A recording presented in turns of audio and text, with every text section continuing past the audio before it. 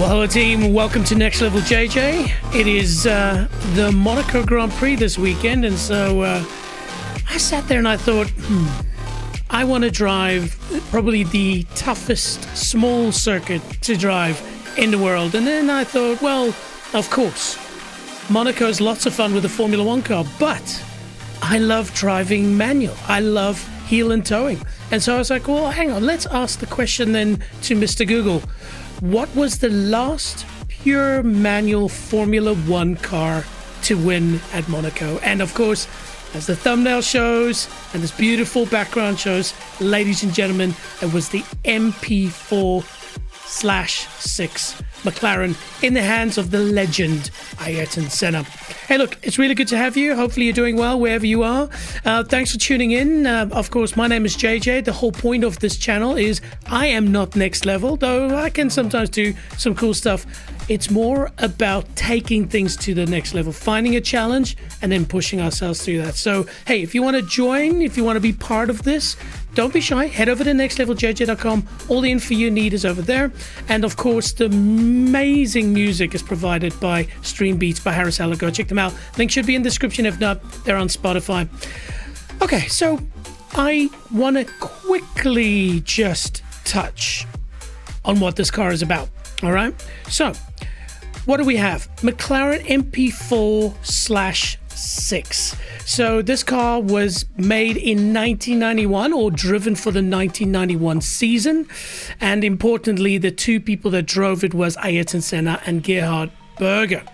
And so, one of the last brilliant V12s. It was a Honda engine, so I thought it's correct for me to wear my old Red Bull shirt, which is still when Honda and Red Bull were buddies. But yeah, 725 horsepower, revved to 13,500 RPM, and later in the season 14,800. So she was a screamer. They also ran on Goodyear tires.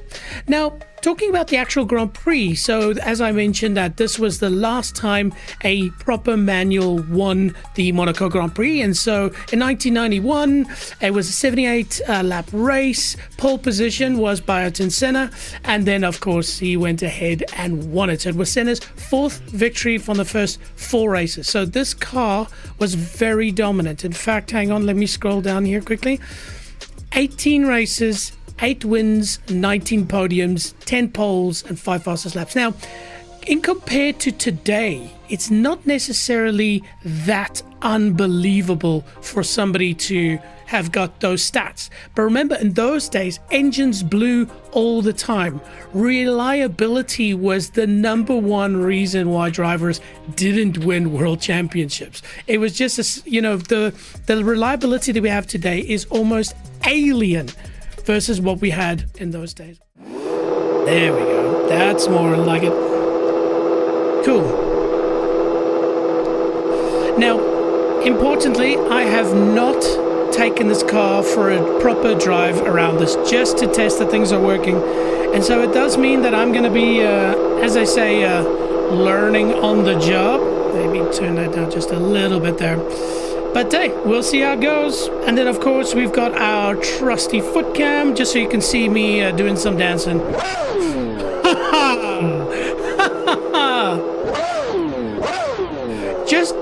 Just hang on. Can I stall her? Yeah. Just imagine for a second. You are right here, right now, next to George Russell's pit box, in this car. You are basically lying on your butt. Your knees are above your hips. Okay? You've got the small little very heavy steering wheel in front of you and a shifter knob right here on the right hand side. Beautiful shifter knob, by the way. It looks very similar to what you got in the S2000 and some of the other Type Rs. But behind you, you've got this massive V12, which has double the horsepower of your weight, basically. And you've got these fat tires, but you've got tens and thousands of people watching you right now. And then on top of that, you've got the world watching you. This must be peak pressure, but also peak pleasure. And then you start up this engine and then you take it for a drive. All right, let's go. And of course, no traction control. No ABS.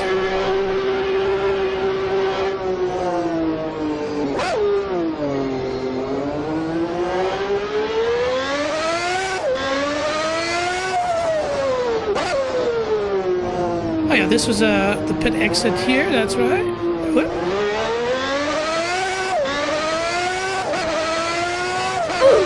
Oops.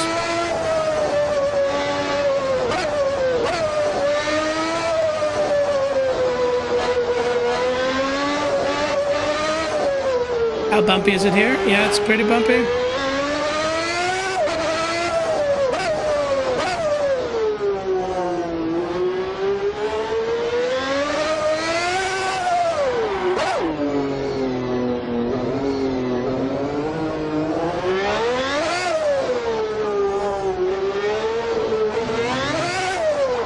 Oh, baby.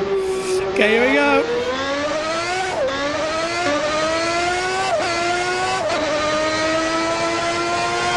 Okay, she can do that flat.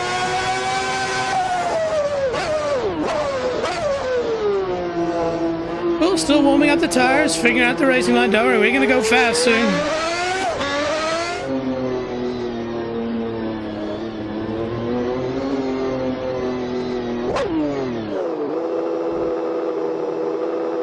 And then I'll stall it on purpose. There we go. Whoo! I tell you what, my friends, that is something special. Like, wow. Wow, wow, wow, wow, wow, wow, wow.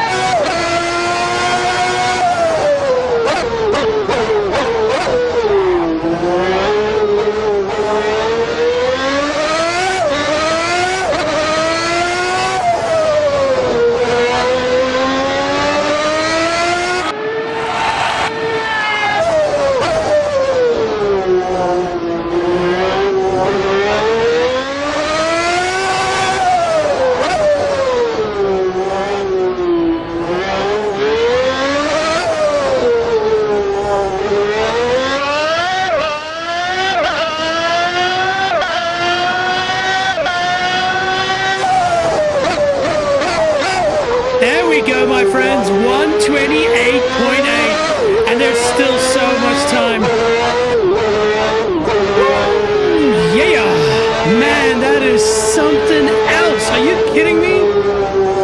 No, really, team, you must try this. Go by yourself if you don't have it. An old second-hand steering wheel and shifter. You need the clutch pedal for sure. And then a lot of people go, well, I don't know how to heel and tow. All you do is for 3 hours drive what I'm driving now. You are gonna suck in the beginning. Trust me, you're gonna suck.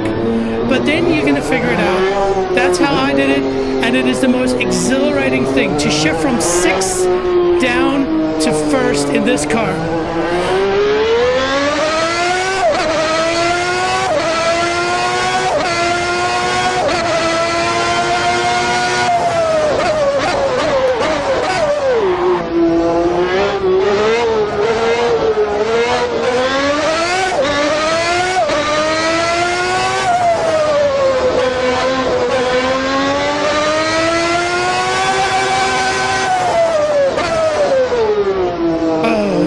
Yes!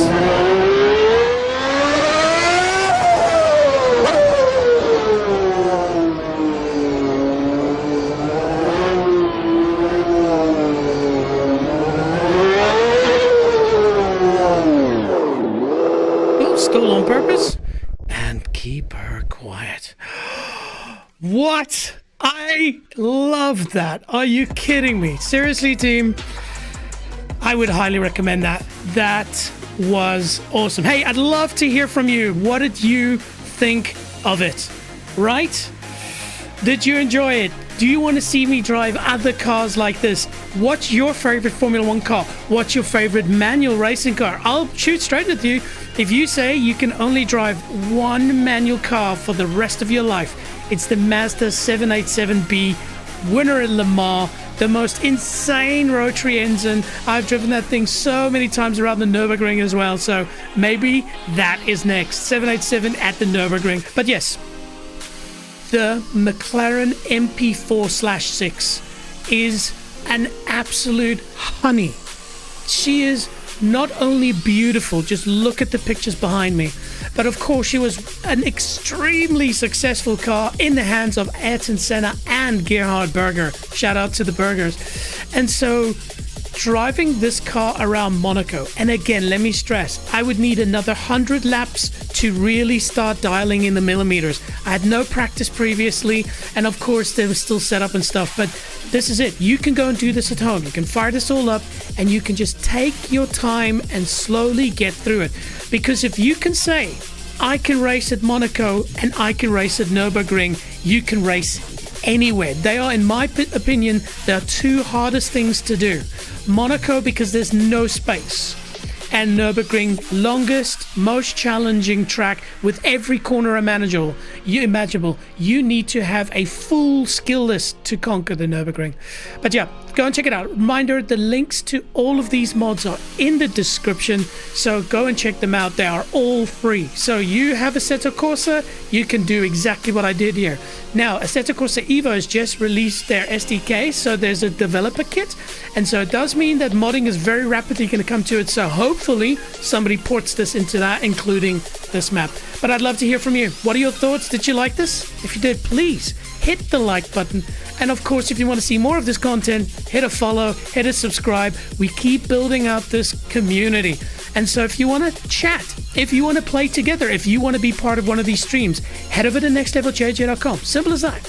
You just go in there, find my Discord link, fire in, come in there and just say, hey, how's everybody doing? I like racing, or I like Bellatra, or I like Digital Combat Simulator, or I like Marathon, or I like Diablo. You name it, you chuck it in there. I've got groups, we chuck it in here. Great way to meet other people, but the key is you can chat to me and you can say, hey, when are you going to play this? Look at Dino. Dino was like, dude, when are you going to play a Dark Pictures game? And he kept trying, and boom. Part 2 coming tonight. All right, well, hey, I'm going to call it there. This has been super fun. I hope you enjoyed it. I'll see you in the next one. Ciao.